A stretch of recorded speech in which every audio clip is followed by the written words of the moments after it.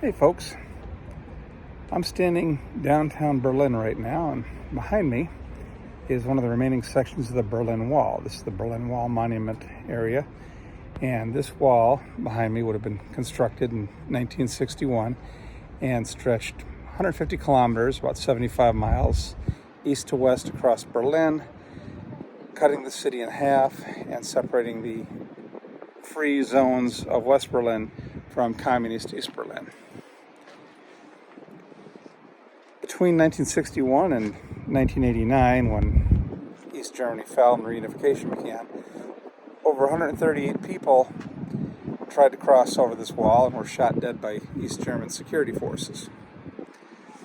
Hundreds more were arrested for trying and failing to escape, either through the checkpoints, over the wall, and through the death zones associated with it, or any one of a number of other plots.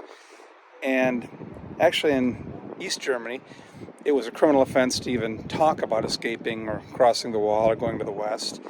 And just for the mere thought of, freedom and participating in a discussion or having some sort of preparation, you go to jail, prison for years for that. So it was because of this wall we had President John F. Kennedy stood before a crowd in Berlin and declared himself to be a Berliner. Ich bin ein Berliner. And in 1987, President Ronald Reagan called on Soviet President Mikhail Gorbachev to, Mr. Gorbachev, tear down this wall. I mean, these were defining moments in American foreign policy history, and fantastic presidential moments by two phenomenal presidents, the likes of which, we haven't seen in a while, and probably won't see again but one can hope. Anyway, it's because of walls like this and the lack of freedom in some parts of the world that, America was needed. I think we still are. The German people had a say finally in 1989, 1990 of the reunification, and they tore all this down. But this is, what freedom and democracy is all about, and why communism is bad. So just being here and seeing it and touching it is, something else, and I'm glad I had this opportunity. But still kind of awe-inspiring just to look at it and imagine what it represented and what it actually was like, what it was actually a system of not two walls, a death zone, fences, machine guns, flares, searchlights, guards, dogs. It was intense. It was incredible, and now it's a memory. Now, in most of Berlin today, the Berlin Wall is gone. It's been taken down, but to commemorate it, remind people, they've got these cobblestone rows that run where it used to be for most of its original length. So there's no difference east and west now. But we still got our permanent reminder here of what used to be here and how different these two sides of the street were up until 1989. Kind of a nice little reminder. Something that we can't forget. Hopefully we'll never see again. And this spot here on the Zimmerstrasse and Friedrichstrasse in Berlin is Checkpoint Charlie, the location of the old border crossing from the east into the American zone. So here was one of the few spots you could actually cross from the east to the west. And we have the gate post still here on display now that people can come see and pose and take pictures of. And it's surrounded in true capitalist fashion by a McDonald's and souvenir stands galore and tourists. And I'm now standing in the west, and that cab is coming out of the east to smack me. So that would have been the former east zone there, and he couldn't be doing this back then, but he is now. So I'll get out the way because I am in the road.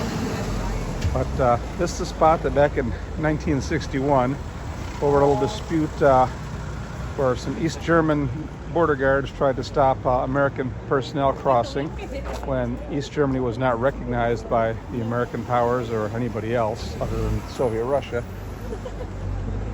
one thing led to another, and troops gathered here, and then you had tanks standing here in these streets, American tanks on this side, Russian, German tanks on this side, facing off, and both Kennedy and Khrushchev blustering over who was right and who was wrong, and both working very frantically behind the scenes to de-escalate the situation and back everybody off because bad things are going to happen. That was definitely one of those near trigger points that could have kicked off the Cold War into a hot war. But the crisis was averted and things went on to doing what they were doing again, and the status quo was maintained until, again, 1989, when the East fell, the wall came down, Germany reunified, and all this went the way of tourism. See, tourists. But completely different situation though back in the 60s and 70s. And never forget that there was a wall here. 138 people were shot trying to cross it. So now it's a monument to capitalism and tourism. One-legged miner from Berlin. So now I'm along the River Spree here in Berlin, and here's another section of the wall that still remains. Obviously this one's been customized a little bit by the Berliners here, as most of the wall sections remaining. It's been used as probably one of the city's largest art canvases, and the art is actually encouraged.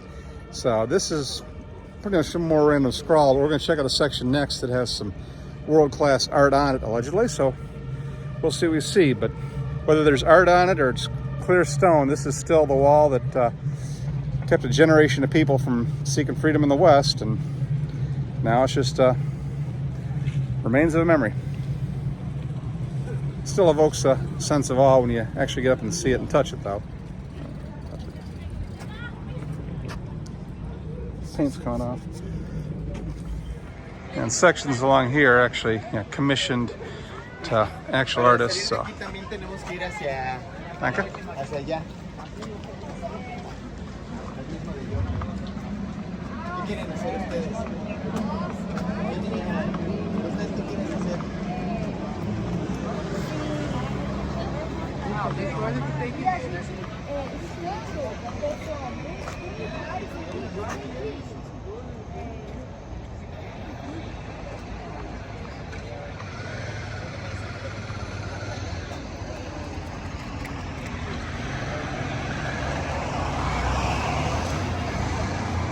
Many small people who in many small places did many small things that can alter the face of the world.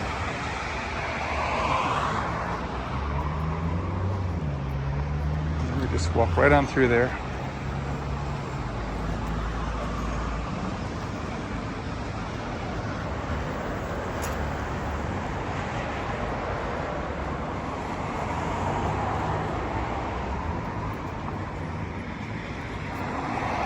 Entschuldigung bitte. And these spaces along here save for someone else. And you can see back there what would have been East Berlin back in the day. This whole side now is East Germany. The River Spree on the other side is East Germany. West Germany picks up on the other side of the river. And fitting up there, we can see the Mercedes symbol on the skyline. One of the big companies that profited immensely from slave labor under the Nazis, and never really did address that or make reparations to the Jewish people or the Gypsies or anyone else that they benefited from when the war was over. Still haven't Mercedes. We're waiting. A little more art along the wall here.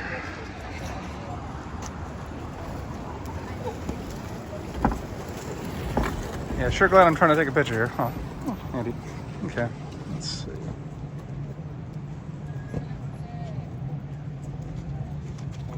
Yeah, playing back on what I said about Mercedes a second ago.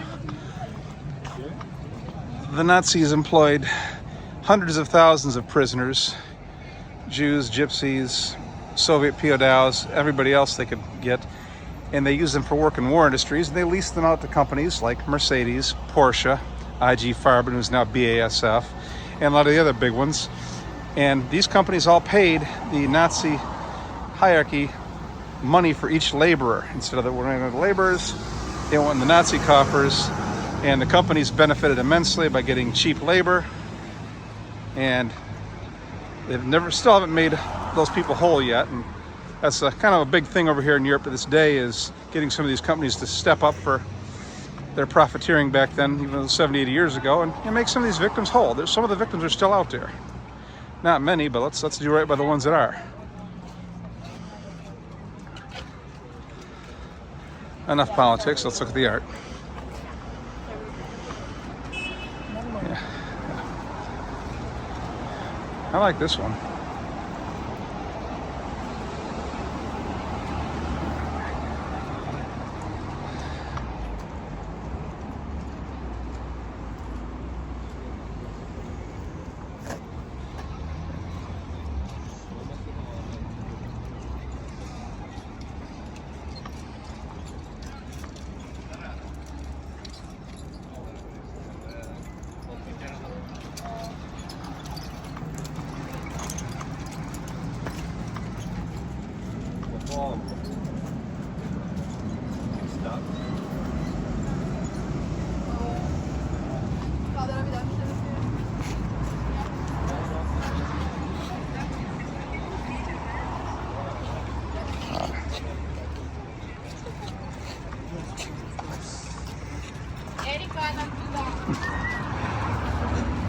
This is a reproduction of an artwork that used to be pasted on the wall on the west side. It used to really torque the East Berliners off, for good reason.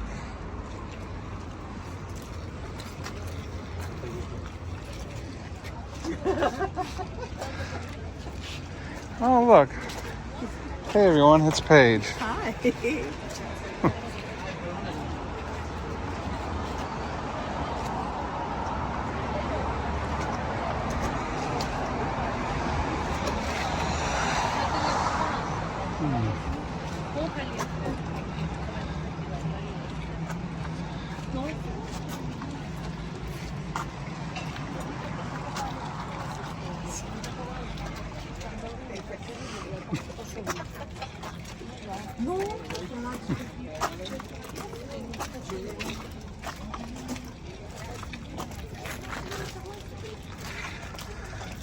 Yeah, a lot of this is 90s political art, and some of it's lost on me, to be sure, but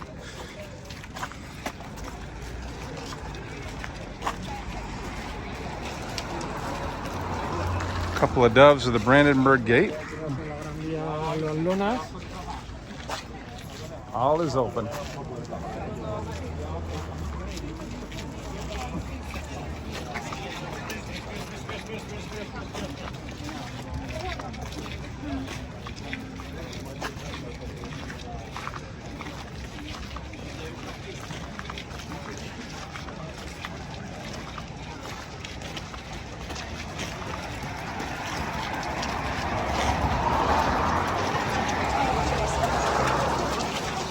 See the nightlife out here.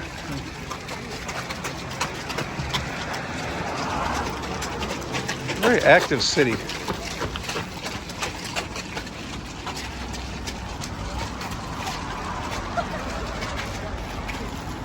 Jog, Paige, jog. Yeah, you run. Anyway, this gallery wall goes on for a long time, and it's kind of a nice way to see the wall being repurposed like this. And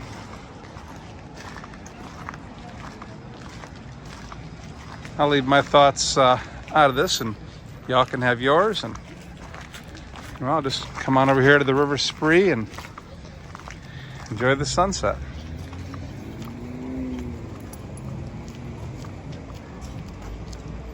I definitely recommend Berlin, ladies and gentlemen. Like all the biggest cities, it's got its warts, but it's beautiful, and it's definitely provokes some thought and introspection.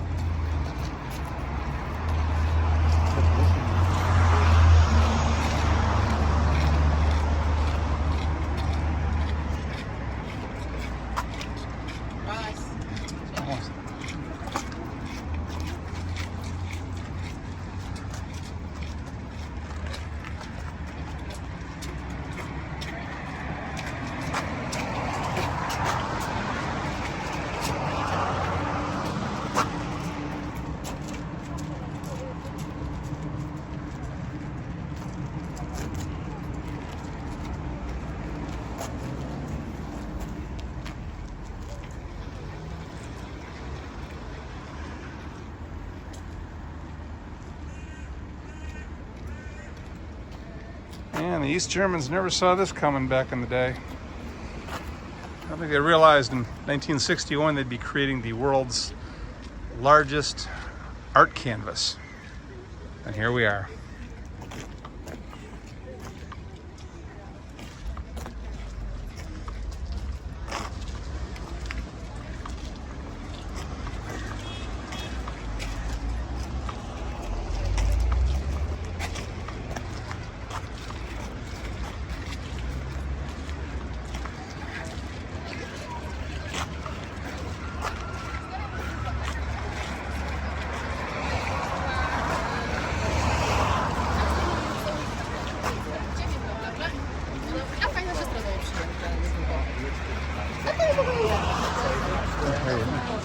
Thanks for ducking down and going behind me there, folks.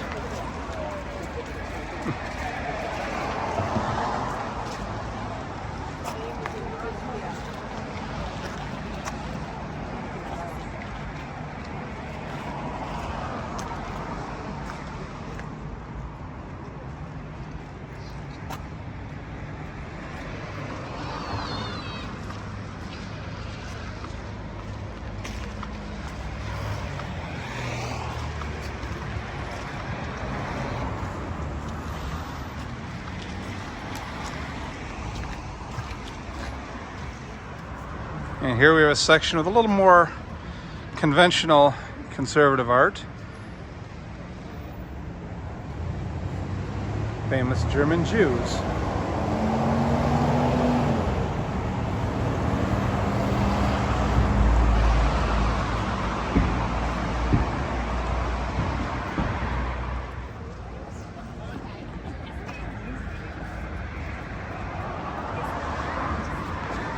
Danke.